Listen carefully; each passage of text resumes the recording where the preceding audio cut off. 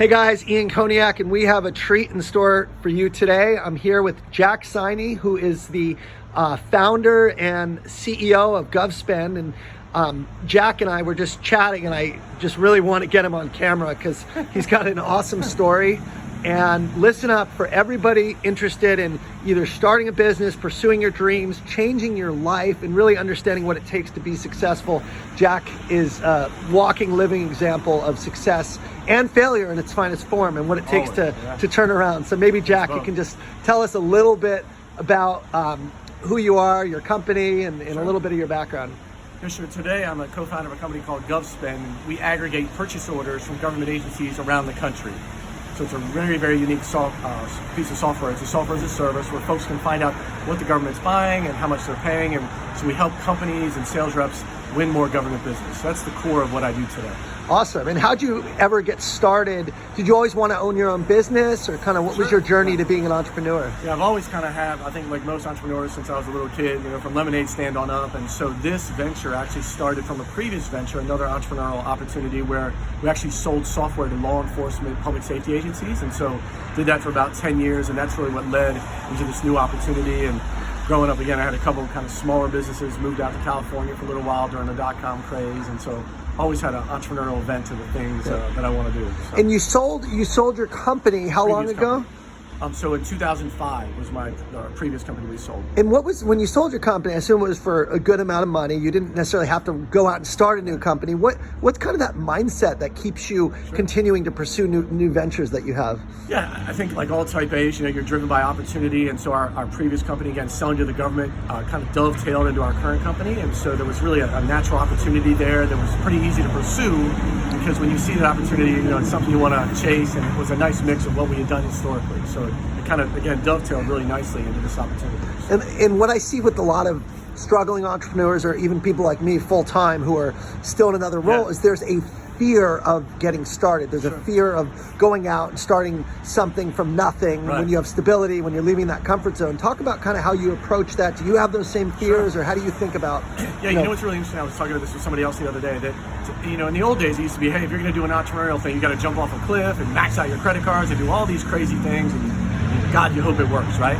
But today, what's really interesting about the entrepreneurial opportunity, there are really a lot of things. You hear the side hustle. When folks are going to go out and start their own business, I'd really encourage you to do it part-time, do it at night, do it on the weekends, whenever you have time to start it, to grow that business so that when it's ready to go full-time, the transition from whatever you're doing during the day to your entrepreneurial side hustle then makes it a lot less risky. And so the technology and the infrastructure and social media really make that a much easier transition than it used to be, many, many years ago. Great. And so when you're telling someone to do it on the side, what if they have other commitments like family, or they have, like, how do you manage time where you're able to work a full-time job and have a side hustle and do whatever else that your life demands? Well, I think as a former football coach, I think it's one of those things where you have to figure out, all of us have to figure out, where does it fit in their life structure, right? And I think just like when I used to coach young men, they're like, always want to make it to the league. Well, it's like, okay, well, do you want to go to the gym the extra time? Do you want to study film, that kind of thing?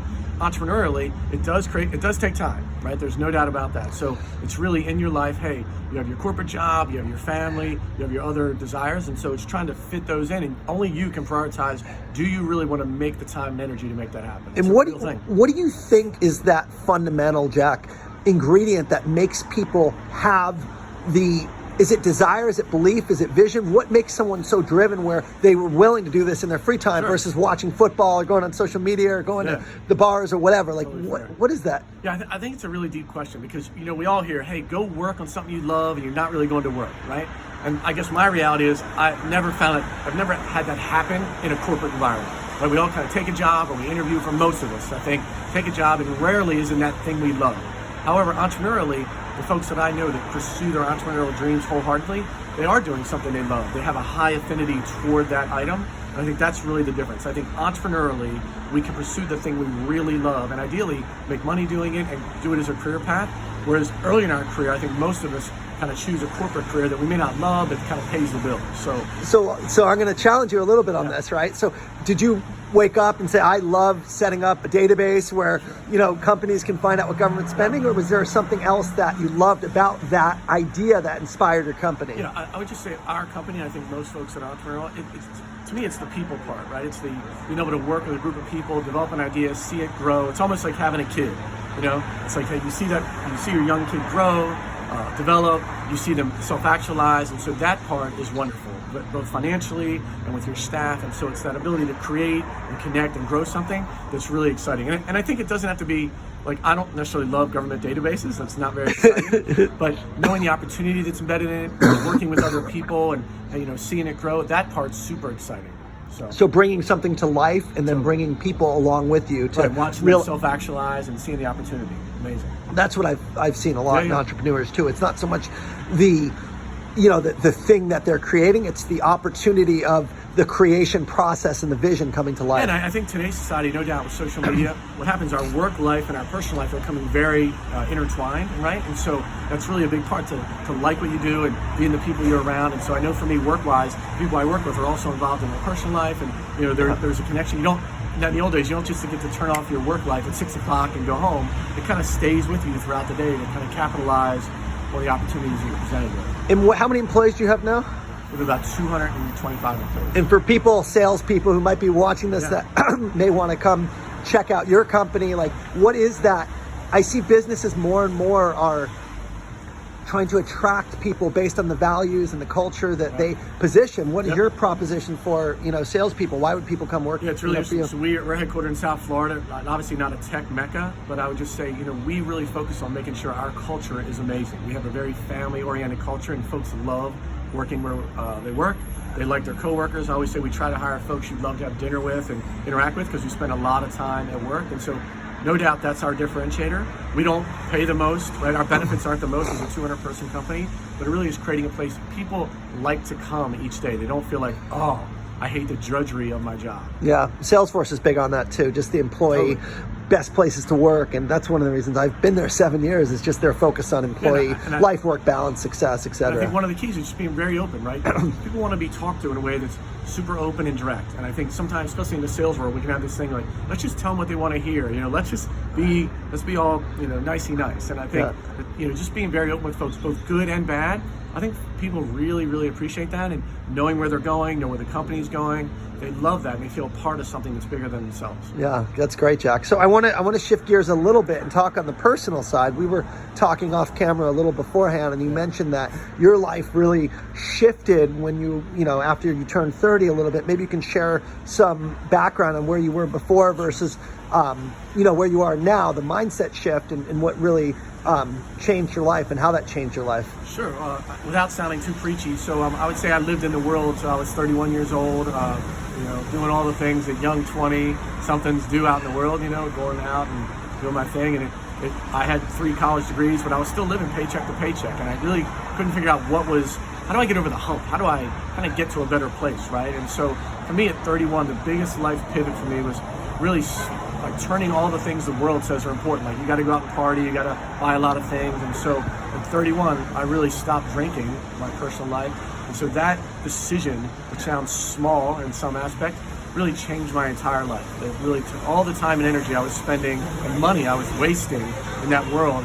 I was able to pivot toward my career and what I really want to do, what were my long-term goals. And so it had a big impact on me and my long-term future. And really, that was the biggest pivot in my life, being able to say, hey, I'm gonna turn off all these things the world says are important, right? Whether we all know that it's sex or drugs or tobacco or gambling, what all those things are, they pull at us all the time. And so the ability for all of us, if we want to succeed, to turn that off and really pivot all that time, energy, and money into something that helps us for the long term, cannot really accentuate how important that is. It was so important for my testimony. And you stopped drinking. That's one kind of output or outcome per se, but what was the shift that, have you heard of compounding, Sure. compounding change, right? Yeah. So that one change, did that also impact other changes and how? Of course, right? Because it wasn't just, hey, I stopped drinking, but those of us who lived in that party world, right? It's the drinking, it's being at the clubs, it's the hangover, it's the money that it costs, right? So it just sounds like one small decision, but the cumulative impact of all that, hey, now I'm not drinking, so I'm much healthier.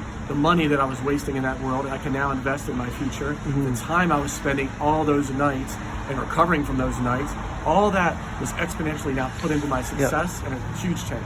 So if money is not the most important things, or some of the material or some of the social things that society says, what at turning 50, and I just turned 40, so I can relate in this, what is the most important thing, you know, in life? What does life mean to you in terms of what really matters? That's a loaded question. You know, of course it is. So for me, I always use the word peace. Right? I think we all endeavor to have peace, whatever that is for each one of us, right? It's not having that knot in your stomach. So some folks, that's financial, you know, super well-being. Some folks, it's in your relationship. Some folks, it's having a family. It can vary for each other, but it's really having that sense of peace in our soul. So when you put your head on the pillow, you know, you rest really well. And so I think that's what we're all pursuing. And I think for each one of us, it's trying to figure out, going for that long walk on the beach and figuring out, hey, what's really important? What's really important inside when I vision myself 5, 7, 10 years from now? What's that sense of peace in our belly? And where do you get sense of peace from?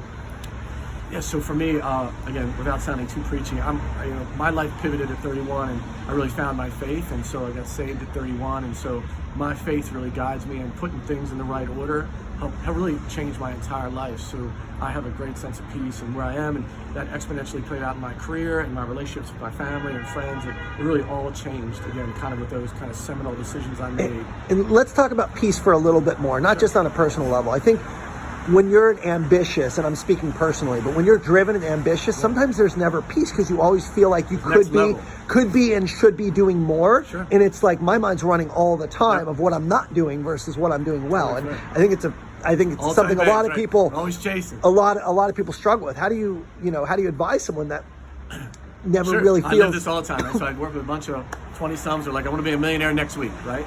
So I think it really is depending on what we want. I always say, I just mentioned that. I always tell folks to go on the beach or wherever they find peace and figure out, hey, what do you want? What do you want for your life? Because we're all different. We're all wired a little differently. But I always say the super rich people, like Donald Trump wants Bill Gates money. Bill Gates wants Mark Zuckerberg money, right? It's like there's always somebody that has more. So that's a rat race that never ends. And so we have to be really careful not to get on that wheel because it will never end. But it really is, hey, what's important to you? Like, and again, it's different for all of us. But when we decide, hey, if we're here today and we know, hey, what's important to me is I want to be financially secure, or I want to be married in 3 years, I want to have 2 kids. The more you lock in where I want to be in 5 years, it makes this path from where you are to where you want to go really simple, and you stay on course. It's when we're unclear, right? When that vision 3 years from now is unclear, we make bad decisions. We maybe take a job we shouldn't. We date somebody we know is not in our wheelhouse. And so I tell folks all the time, get clarity. If that takes 2 weeks, if it takes a weekend retreat, it takes 2 months away. What does it look like 3, 5, and 10 years down the road? And the more concrete that vision is, the easier it is to make decisions along the way, because you go, hey, that doesn't fit on my path. And so that's what I try to encourage folks. That's what I try to live by myself as well. I love it. On that note, I want to just take a pause and thank you and commend you. That's one of the best things I've heard, because that chase, that relentless pursuit, it really is something that will never end. So finding peace is ultimately what all of us are after, and finding happiness. Yeah, and I think one of the things I would just say really humbly is that the world just tells us there's peace in, again, if you have the right purse, or you drive the right car, or if you have the right suit, or if you have so much money. And we all know, once you've experienced it, all those things are empty, right? You could have the most money, and you could drive the nicest car, and you could be in the biggest house on the block. But if you go home to an empty home and you're not involved in a relationship and surrounded by people you love, and feeling fulfilled, it's empty. And that's why we all see that some of the most successful people have all the money and the fame. They're empty. They commit suicide. They do all these weird things because they're empty, right? So it's trying to figure out what truly makes them happy. And what I've seen and heard, Jack, are 3 things, and this is universal across the board. Netflix did a great documentary, if you haven't seen it, on happiness, and studied the happiest people around the globe, and the 3 common factors were, number 1 is connection, having relationships and people that matter. Number 2 were contribution, feeling like your life has meaning and you're giving something. And number 3 is growth, feeling like you are getting better, you are on the path somewhere. Those 3 things in common, regardless of where they are or what guides you, and you're kind of reinforcing that. So with that, let's stay connected, and I really appreciate your time. Thank you. Any closing words you want to tell anyone? God bless. If you're trying to sell to the government, hit GovSpend.com, and we give you a free demo, a free call, and give you some information to help do that. Yeah, that's a good point. Anywhere people, if they want to learn more about you or follow you, not just your company, but what are you doing on the I'm really personal? on LinkedIn, so I really spend most of my time on LinkedIn. So I'm Jack Siney. You'll find me on LinkedIn. Really easy. Cool. I'll post this to LinkedIn and share it out. And really appreciate you today. And thanks for all your words of wisdom. And keep it up, brother. Looking forward to working together. Take care.